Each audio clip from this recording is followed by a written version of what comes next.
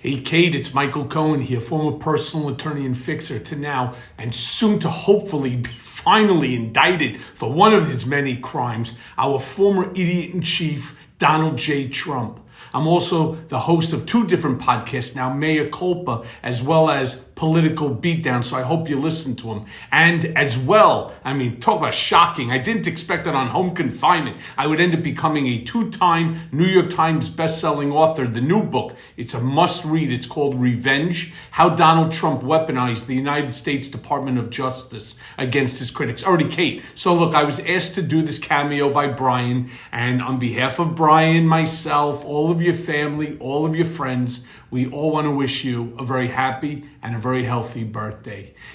As they say in the Jewish tradition, we always say to 120, Kate, that your life should be filled with nothing but health, happiness, success, love, joy from all of your family, all of your friends, all right, for 120 years. And just know that whatever it is you wish for yourself this year and every year thereafter, just know that Brian and I, all your family, all your friends, we all wish you double. So it's funny because Brian turns around and first of all, he spells it the same way as my brother does, which is kind of cool. But short of that, he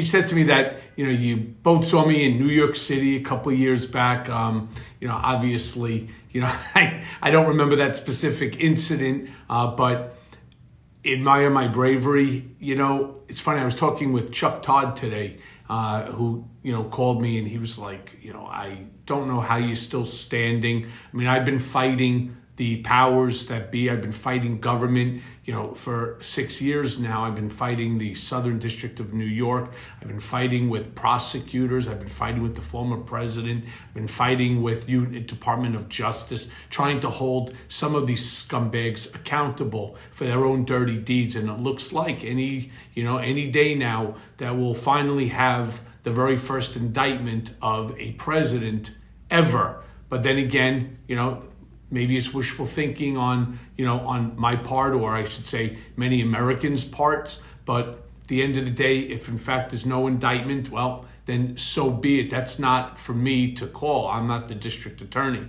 But knowing the information as I do, I suspect that Donald's in trouble. And then we start to listen to a bunch of these, these talking heads on television, these, geniuses, as we like to call them, Talmud Chachams, right? Geniuses of geniuses, where they turn around and well, I don't think that the Alvin Bragg case, has any merit. I don't think that they should be going forward with this. They should really be going forward first with the George case. Who gives a shit which one goes first? Just because this one, where the DA's case potentially goes first, doesn't mean the Georgia case disappears, or the Jack Smith 2 cases, the Mar-a-Lago documents case, or the January 6th insurrection case go away, or any of the other legal issues that are confronting the former president. They don't disappear just because an Alvin Bragg case goes first. It just matters. It just happens to be the one that goes first. But, by the way, some of the nice things, so Brian turns around and says, that you're a science writer.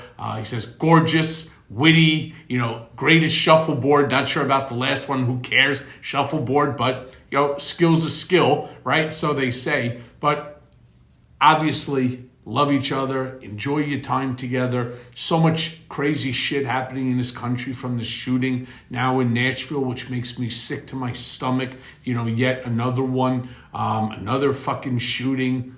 More children, unfortunately, gone from gun violence, and the fact that they still can't come up with meaningful legislation in order to protect children. I just don't get it. I hate this whole thing with these long guns and so on. But the most important thing is that you two just take care of one another, love each other. So, because he also wants me to give a little bit of relationship advice, so just so Kate, Brian fully understands. Many, many years ago, there was an old man that I used to play. When I mean old, I'm talking in his 90s, and I was maybe, in my early 11, 12, 13, I was pre-teen. And I can tell you, he was married at that time. I think it was something like 75 years. And I said, wow. That was really incredible. They were 17 when they got married, or 18.